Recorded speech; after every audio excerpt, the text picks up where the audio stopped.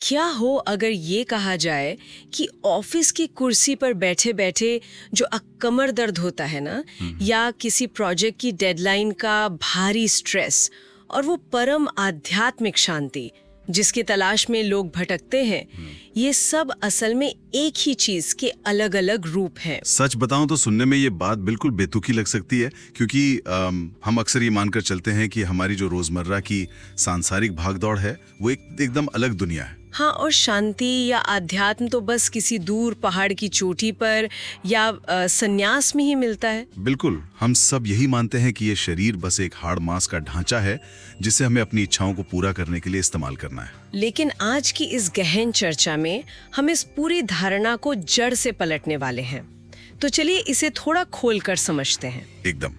आज हमारे पास जो अध्ययन के लिए नोट्स हैं वे श्री ललिता सहस्त्रनाम के एक बेहद खास हिस्से यानी भाग 76 श्लोक 76 पर आधारित हैं। और ये कोई आम श्लोक नहीं है, मतलब ये एक ऐसा दार्शनिक कोड है जो शरीर, आत्मा और परम चेतना के बीच के संबंध को इतनी गहराई से समझाता है कि ये हमारे रोजमर्रा के जीवन को देखने का नजरिया हमेशा के लिए बदल सकता है। देखिए, ये वास्तव में एक ऐसा विषय है जो हमें अपनी सबसे गहरी मान्यताओं पर सवाल उठाने के लिए मजबूर करता है। और ये केवल किसी पुराने ग्रंथ को पढ़ने वाली बात नहीं है, ये अद्वैत दर्शन का। अद्वैत दर्शन यानी नॉन डुअलिटी है ना? हाँ बिल्कुल, नॉन डुअलिटी। ये विचार कि इस ब्रह्मांड में सब कुछ एक ही है, कुछ भी अलग नहीं है। जब हम आज के इस विश्लेषण में गहराई से उतरेंगे तो ये समझ में आएगा कि जिसे हम भौतिक या सांसारिक कहते हैं वो आध्यात्मिक से अलग कैसे नहीं है। तो शुरुआत करते हैं उस एक शब्द से जो हमारी सबसे बड़ी और बुनियादी मान्यता पर सीधे चोट करता है। वो शब्द है क्षेत्र स्वरूपा। बहुत ही गहरा शब्द है ये। हाँ, हमारे नोट्स में स्पष्ट रूप से बताया गया है कि क्षेत्र का मतलब है ये भौतिक संसार, या सीधे शब्दों में कहें तो हमारा अपना शरीर। भगवत गीता में भी शरीर को क्षेत्र ही कहा गया है। और क्षेत्रेशी का मतलब है इस क्षेत्र की मालकिन, या कह लें वो परम चेतना। बिल्कुल, लेकिन जो शब्द इन दोनों को जोड़ता है, स्वरूपा, वो असल में दिमाग घुमा देने वाला है। इसका मतलब है कि वो परम चेतना इस शरीर को सिर्फ बाहर से कंट्रोल नहीं कर रही है, बल्कि वो स्वयं ये शरीर ही है, वो इसका स्वरूप है। यहाँ दिलचस्प बात यह है कि हम इंसानों ने सदियों से एक बहुत ही यांत्रिक नजरिया अपनाए रखा है। मतलब हम सोचते हैं कि शरीर एक मशीन है, एक गाड़ी है। हाँ, और जो मैं हूँ या जो आत्मा है वो बस उस गाड़ी का ड्राइवर है। एकदम सही। ये एक बहुत ही स्पष्ट विभाजन है। गाड़ी अलग है और उसे चलाने वाला ड्राइवर एकदम अलग है। लेकिन क्षेत्र स्वरूपा, क्षेत्रेशी, इस द्वैत को, इस अलगाव को सिरे से खारिज कर देता है। ये तो ऐसा है जैसे हम किसी घर और उसके मालिक को अलग अलग मानते हैं, लेकिन यहाँ तो ये कहा जा रहा है कि घर ही मालिक है और मालिक ही घर। बिल्कुल, ये दर्शन कहता है कि जो परम सत्य है वो केवल शरीर के भीतर बैठी कोई अदृश्य शक्ति नहीं है, वो ये हाड़ मांस का शरीर भी है और इसके भीतर की चेतना भी। एक मिनट रुकिए। घर ही मालिक है और मालिक ही घर है, ये रूपक सुनने में दार्शनिक रूप से बहुत अच्छा लगता है, लेकिन प्रैक्टिकली इसे पचाना थोड़ा मुश्किल है। मैं समझ रहा हूँ आप क्या कहना चाह रही हैं। मेरा मतलब है, अगर सब कुछ एक ही है, अगर ये शरीर स्वयं ईश्वरीय है, तो हम अपनी रोजमर्रा की जिंदगी में इतना अलगाव क्यों महसूस करते हैं? ये एक बहुत ही जायज सवाल है। हम अक्सर अपने ही शरीर को एक बोझ क्यों मानते हैं? आज के आधुनिक समय में देखिए, हम या तो जिम में पसीना बहाकर शरीर को एक परफेक्ट आकार देने में लगे रहते हैं, या फिर डाइट और बायो हैकिंग के नाम पर इसे सजा देते हैं। अगर ये इतना ही पवित्र है तो हम इसके साथ एक प्रोजेक्ट या एक बिगड़ती हुई मशीन की तरह बर्ताव क्यों करते हैं? ये एक बहुत ही सटीक अवलोकन है और इस विरोधाभास को समझना बहुत जरूरी है। हम शरीर को एक प्रोजेक्ट या एक समस्या इसलिए मानते हैं क्योंकि हमने खुद को शरीर के सिर्फ बाहरी आवरण तक सीमित कर लिया है। हम भूल गए हैं कि क्षेत्रेश्वरोपा का असली अर्थ क्या है। तो इसे आज के संदर्भ में कैसे समझें? चलिए इसे समझने के लिए एक आधुनिक उदाहरण लेते हैं। मान लीजिए कोई एक बेहद एडवांस्ड वर्चुअल रियलिटी यानी वीआर गेम खेल रहा है। उस गेम के अंदर एक अवतार है जो दौड़ता है, जिससे चोट लगती है, जो थकता है। हाँ, और गेम के बाहर एक खिलाड़ी है जो वीआर हेडसेट पहनकर उसे कंट्रोल कर रहा है। बिल्कुल, और देखने में अवतार और खिलाड़ी बिल्कुल अलग अलग लगते हैं। एकदम, दोनों की दुनिया ही अलग है। लेकिन असल में वो पूरा गेम, वो अवतार, वो डिजिटल दुनिया, सब कुछ एक ही कंप्यूटर के कोड और बिजली से चल रहा है। वो बिजली ही उस अवतार का निर्माण कर रही है और वही बिजली उसे चलाने वाले सिस्टम को भी पावर दे रही है। अरे वाह, ये उदाहरण तो बहुत सटीक है। जब हम अपने शरीर को सिर्फ एक अवतार या भौतिक वस्तु मान लेते हैं तो हम उस कोड या उस परम चेतना को नजरअंदाज कर देते हैं जो असल में उसका निर्माण कर रही है। भौतिक दुनिया को सिर्फ एक भ्रम मानकर उससे भागना एक अधूरी समझ है। ये वीआर गेम वाली बात वाकई बहुत कुछ साफ कर देती है। यानी जब हम अपने शरीर को सिर्फ एक मशीन मानते हैं तो हम इस पूरे अस्तित्व के असली सोर्स कोड को भूल रहे होते हैं। बिल्कुल सही। लेकिन इससे एक बहुत बड़ी उलझन पैदा होती है। वो कैसे? अगर ये शरीर यानी ये अवतार ही सब कुछ है और ये भी दिव्य है, तो वो जो आत्मा है जो इस शरीर के जरिए इस दुनिया का अनुभव कर रही है, उसका क्या? ये सवाल हमें इस चर्चा के एक और गहरे हिस्से में ले जाता है, जहां भौतिकता और आध्यात्मिकता आमने सामने खड़े दिखते हैं। हाँ, क्योंकि श्लोक की अगली पंक्ति है, क्षेत्र क्षेत्रज्ञ पालिनी। एकदम सही जगह आई हैं आप। हमारे नोट्स बताते हैं कि क्षेत्रज्ञ वो है जो क्षेत्र यानी शरीर को जानता है, जिसे हम सरल भाषा में आत्मा कहते हैं, और पालिनी का अर्थ है रक्षा और पालन करने वाली। बिल्कुल। तो इसका सीधा सा अर्थ ये हुआ कि वो परम शक्ति केवल आत्मा की ही रक्षा नहीं करती बल्कि शरीर का भी पालन करती है। वो क्षेत्र और क्षेत्रज्ञ दोनों की समान रूप से पालिनी है। दोनों ही उसी एक शक्ति के संरक्षण में पनपते हैं। हाँ, दोनों का स्रोत एक ही है। यहाँ मुझे थोड़ा और पुशबैक देना होगा, क्योंकि देखिए, ये बात हमारी आधुनिक जीवन शैली और आम धारणाओं से सीधे सीधे टकराती है। हाँ, लोग अक्सर इन दोनों को अलग ही मानते हैं। बिल्कुल। हम हमेशा से सुनते आए हैं कि भौतिक जीवन और आध्यात्मिक जीवन दो विपरीत दिशाओं में भागने वाले घोड़ों की तरह हैं। अक्सर लोगों के मन में ये बात गहराई तक बैठी होती है कि अगर स्पिरिचुअल होना है, अगर आंतरिक शांति चाहिए, तो आपको ये कॉर्पोरेट जॉब, पैसे कमाने की दौड़, ईएमआई का चक्कर, इन सब से दूर जाना होगा। ये बहुत ही आम धारणा है। लोग सोचते हैं संन्यास लेना ही असली अध्यात्म है। हाँ, ऐसा लगता है जैसे हमें अपनी दिनचर्या और अध्यात्म के बीच किसी एक को चुनना ही पड़ेगा। लेकिन ये श्लोक तो कुछ और ही कहानी बयां कर रहा है। देखिए, अगर हम इसे व्यापक संदर्भ में देखें तो ये श्लोक उस कथित दुश्मनी को पूरी तरह से नकारता है जिसके बारे में आपने अभी बात की है। सोचिए, क्षेत्र यानी भौतिक जीवन, करियर, रिश्ते, और क्षेत्रज्ञ यानी आत्मा, आंतरिक शांति, दोनों की उत्पत्ति एक ही स्रोत से हुई है और दोनों का पालन एक ही परम शक्ति कर रही हैं। एकदम सही। तो फिर दोनों के बीच टकराव कैसे हो सकता है? दोनों का सह अस्तित्व न केवल संभव है बल्कि आवश्यक है। शरीर के बिना आत्मा इस दुनिया का अनुभव नहीं कर सकती और आत्मा के बिना शरीर में जीवन नहीं हो सकता। लेकिन प्रैक्टिकली ये कैसे काम करता है? क्योंकि सोमवार की सुबह जब ऑफिस में बॉस की डांट पड़ रही होती है या जब ट्रैफिक में घंटों फंसना पड़ता है, तब कोई खुद को एक दिव्य क्षेत्र जैसा महसूस नहीं करता। हाँ, मैं बिल्कुल समझ सकता हूँ। उस वक्त तो भौतिक जीवन एक भारी बोझ ही लगता है। बिल्कुल, और यहीं पर अद्वैत दर्शन का असली टेस्ट होता है। पाणिनि शब्द पर ध्यान दीजिए। परम चेतना दोनों का पालन करती है। इसका अर्थ यह है कि अपनी सांसारिक जिम्मेदारियों को निभाना अध्यात्म के खिलाफ नहीं है। मतलब काम करना भी एक तरह से आध्यात्मिक हो सकता है। हाँ, असल समस्या तब आती है जब हम उस वीआर गेम के अवतार की तरह सोचने लगते हैं। हम सोचते हैं कि मैं ये मुश्किल काम कर रहा हूँ और ये काम मेरे आध्यात्मिक रास्ते में रुकावट है। ओह, अब समझ आ रहा है। अद्वैत हमें सिखाता है कि जब कोई व्यक्ति अपना काम पूरी ईमानदारी से कर रहा होता है, चाहे वो एक्सेल शीट बनाना हो या बच्चों को पढ़ाना हो, तब भी वो उसी परम चेतना के दायरे में होता है। अच्छा, तो अध्यात्म का मतलब दुनिया से भागना नहीं है, बल्कि दुनिया में रहते हुए ये जानना है कि ये दुनिया और इसके हर छोटे बड़े अनुभव भी उसी चेतना का ही विस्तार है। 100%। जब ये समझ आ जाती है कि भौतिक संघर्ष और आध्यात्मिक यात्रा दोनों एक ही सिक्के के दो पहलू हैं, तो हमारे जीवन में एक गहरा संतुलन आ जाता है।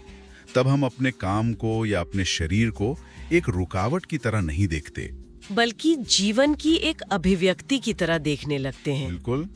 तब हर क्रिया, चाहे वो खाना खाना हो, काम करना हो या किसी की मदद करना हो, वो सब एक प्रकार का ध्यान बन जाता है।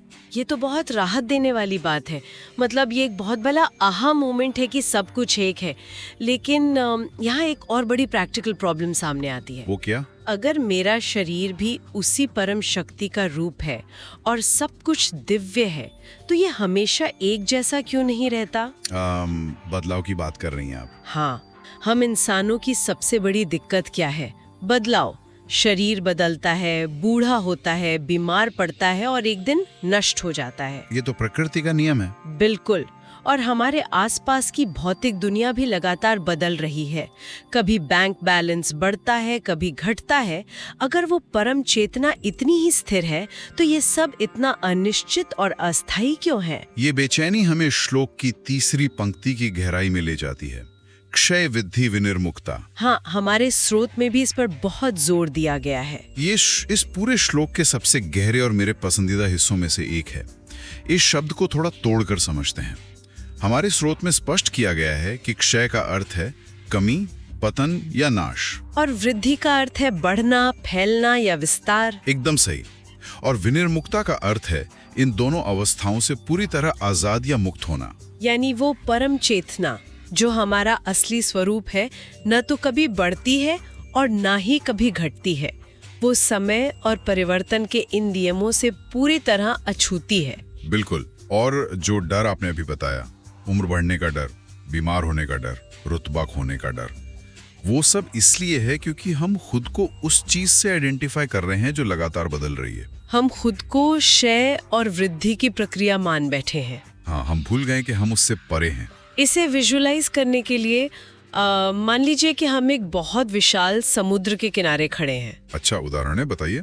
समुद्र की सतह पर बड़ी बड़ी लहरें उठ रही हैं। जब लहर बहुत ऊंची उठती है तो हम उसे वृद्धि कह सकते हैं। जैसे हमें कोई नया प्रमोशन मिल गया हो, बैंक बैलेंस बढ़ गया हो, या हम बहुत स्वस्थ महसूस कर रहे हों। और जब लहर टूटकर नीचे गिरती है तो वो क्षय है। बिल्कुल। जैसे कोई बीमारी आ गई, कोई बड़ा नुकसान हो गया या शरीर बूढ़ा होने लगा। हमारी पूरी जिंदगी इन्हीं लहरों की सवारी करने में निकल जाती है। हम उठती लहरों को कसकर पकड़ना चाहते हैं और गिरती लहरों से खौफ खाते हैं। ये एक बहुत ही सुंदर और सटीक रूपक है।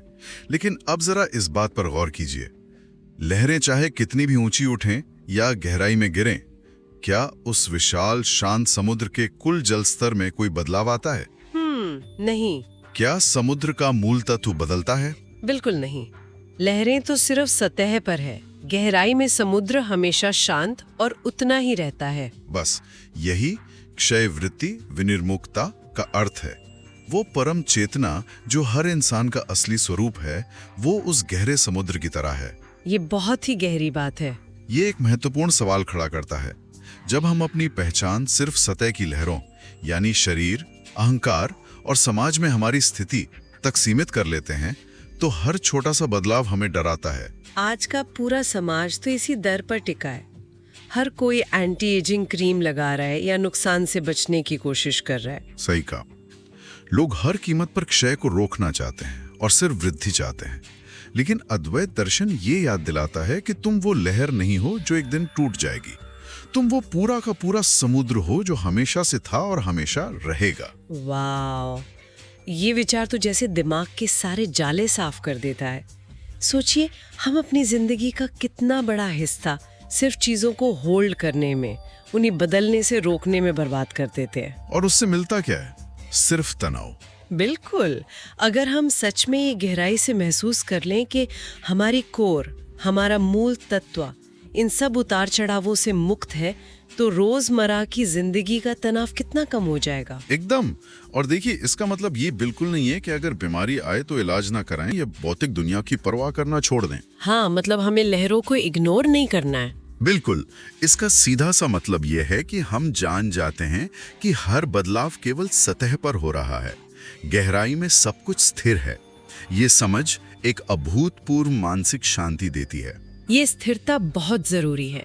तो हमने ये समझा कि शरीर दिव्य है, भौतिक और आध्यात्मिक जीवन एक साथ चल सकते हैं और हमारी चेतना बदलाव से परे है। हाँ, ये सभी बातें एक ही दिशा में इशारा कर रही हैं। लेकिन इस पूरी ब्रह्मांडीय व्यवस्था में एक और हिस्सा है जिस पर बात करना बाकी है। बताइए, कौन सा? हम अक्सर विभिन्न प्राकृतिक शक्तियों, ऊर्जाओं और नियमों की बात करते हैं जो इस दुनिया को चला रहे हैं। वैज्ञानिक रूप से गुरुत्वाकर्षण है, समय का चक्र है, और आध्यात्मिक संदर्भ में देखें तो विभिन्न दिशाओं और स्थानों के रक्षक देवता हैं। हाँ, बिल्कुल। क्या ये सब अलग-अलग सिस्टम हैं जो आपस में टकराते हैं? ये सवाल हमें हमारे स्रोत के अंतिम शब्द की ओर ले जाता है, क्षेत्रपाल समर्चिता। ये बहुत ही अहम हिस्सा है। क्षेत्रपाल का शाब्दिक अर्थ होता है किसी स्थान, क्षेत्र या शरीर की रक्षा और संचालन करने वाले रक्षक देवता या शक्तियां। तो क्या इसका मतलब हमारे शरीर के सिस्टम से भी है? बिल्कुल। प्राचीन ग्रंथों में दिशाओं के, स्थानों के और यहाँ तक कि हमारे शरीर के अलग अलग अंगों और चक्रों के रक्षक बताए गए हैं। अगर हम इसे आज के व्यापक संदर्भ में देखें तो ये वो सारे प्राकृतिक, भौतिक और मानसिक नियम हैं जो हमारे जीवन को व्यवस्थित रखते हैं। और समर्चिता का मतलब हुआ कि वे सभी शक्तियां, वे सभी रक्षक देवता भी उसी एक परम देवी, उसी परम चेतना की ही पूजा करते हैं या उसी के अधीन काम करते हैं। सही कहा। यह दर्शाता है कि दुनिया में चाहे जितनी भी विविधता दिखाई दे, चाहे जितनी भी अलग अलग ऊर्जाएं या सिस्टम काम कर रहे हों, उन सब का अंतिम स्रोत एक ही है। मतलब सब कुछ एक ही जगह से आ रहा है। एकदम। वे सब उसी एक सर्वोच्च चेतना से अपनी शक्ति प्राप्त करते हैं। जब हम सोचते हैं कि मेरे शरीर को चलाने वाला विज्ञान अलग है, मेरी किस्मत अलग है और अध्यात्म अलग है, तो हम एक बहुत बड़े भ्रम में होते हैं। ये तो सच में सब कुछ एक साथ जोड़ देता है। क्षेत्रपाल समर्चिता हमें ये बताता है कि ब्रह्मांड का हर एक कण, हर एक शक्ति उसी एक चेतना के सामने नतमस्तक है। अनेकता में जो एकता छिपी है, ये उसका सबसे बड़ा प्रमाण है। तो इन सब का असल मतलब क्या है? अगर हम इस पूरी चर्चा को समेटने का प्रयास करें और इस श्लोक के समग्र संदेश को देखें तो कोई इंसान अपनी भागदौड़ भरी जिंदगी में इस अद्वैत ज्ञान को कैसे लागू कर सकता है? यह एक बहुत ही प्रैक्टिकल सवाल है। हाँ, क्योंकि ये सिर्फ कोई भारी भरकम किताबी ज्ञान ना रहकर एक लाइफस्टाइल कैसे बन सकता है? हमारे अध्ययन सामग्री का वो हिस्सा जो जीवन के लिए संदेश पर केंद्रित है, इस बात का बहुत ही स्पष्ट उत्तर देता है। सबसे पहला और महत्वपूर्ण टेकअवे यह है कि शरीर का सम्मान करना शुरू करें। मतलब इसे मशीन की तरह ना देखें। बिल्कुल। ये कोई बोझ या सजा नहीं है, ये एक पवित्र स्थान है। जब हम अपने शरीर को स्वस्थ रखते हैं, चाहे वो अच्छा खाना हो, पर्याप्त नींद हो या व्यायाम हो, तो हम असल में उस परम चेतना का ही सम्मान कर रहे होते हैं। शरीर का ध्यान रखना ही अपने आप में एक आध्यात्मिक कार्य है। ये उन लोगों के लिए बहुत बड़ी बात है जो शायद अपने शरीर को लेकर असुरक्षित महसूस करते हैं या हमेशा उसमें कमियां निकालते रहते हैं। शरीर जैसा भी है वो ईश्वरीय है। एकदम। और दूसरा बड़ा टेकअवे ये है कि खुद को सिर्फ शरीर तक सीमित ना माने। शरीर का सम्मान करें, लेकिन ये भी पहचानें कि जो इसके भीतर बैठकर अनुभव कर रहा है, जो क्षेत्रज्ञ यानी आत्मा है, वो क्षय और वृद्धि के ड्रामे से पूरी तरह बाहर है। दोनों का संतुलन जरूरी है। हाँ, जब हम शरीर की दिव्यता का सम्मान करते हैं और साथ ही अपनी आत्मा की शाश्वत प्रकृति को पहचान लेते हैं, तब जाकर हमारे भीतर एक सच्चा संतुलन स्थापित होता है। और तब वो जो भीतर का द्वैत है ना, ये मैं हूँ और ये दुनिया है, का जो अलगाव है, वो हमेशा के लिए समाप्त हो जाता है। बिल्कुल। और जब वो अलगाव खत्म हो जाता है, तब केवल एकता का अनुभव होता है। तब इंसान हर व्यक्ति में, हर वस्तु में और हर परिस्थिति में उसी एक चेतना को देखने लगता है। तब कोई डर या असुरक्षा बात ही नहीं रहती। सूचनाओं, तनाव और भागदौड़ से भरी हमारी आज की दुनिया में ये समझ एक लंगर यानी एंकर का काम करती है। ये हमें तेज तूफानों के बीच भी स्थिर रखती है। सही कहा। यह हमें सिखाती है कि आध्यात्मिक होने का मतलब संसार से भागकर कहीं दूर जाना नहीं है। असल आध्यात्म तो इस संसार में रहते हुए, इसके हर अनुभव को पूरी तरह जीते हुए शरीर और आत्मा के बीच उस परिपूर्ण संतुलन को खोजना है। क्या कमाल की जर्नी रही है ये। वाकई बहुत ही गहरी चर्चा थी। आज के इस विश्लेषण में हमने सच में एक अलग ही नजरिया एक्सप्लोर किया। हमने जाना कि शरीर और आत्मा दो दुश्मन नहीं हैं, बल्कि एक ही सिक्के के दो पहलू हैं। और हमने ये भी समझा कि कैसे अपने जीवन के उतार चढ़ावों को समुद्र की लहरों की तरह देखना है। बिल्कुल। और ये याद रखना है कि हमारा असली स्वरूप वो गहरा शांत समुद्र है। सच।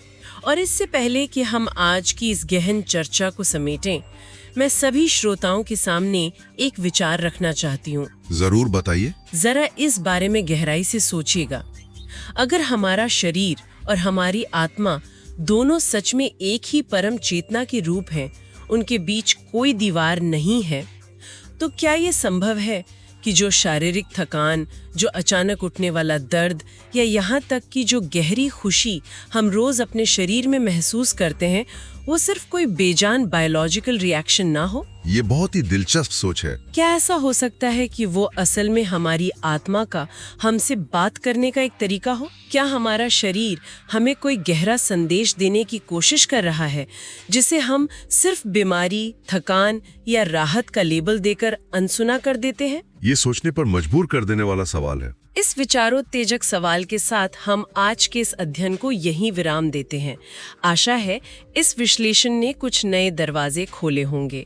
हमारे साथ इस सफर में जुड़ने के लिए बहुत बहुत धन्यवाद।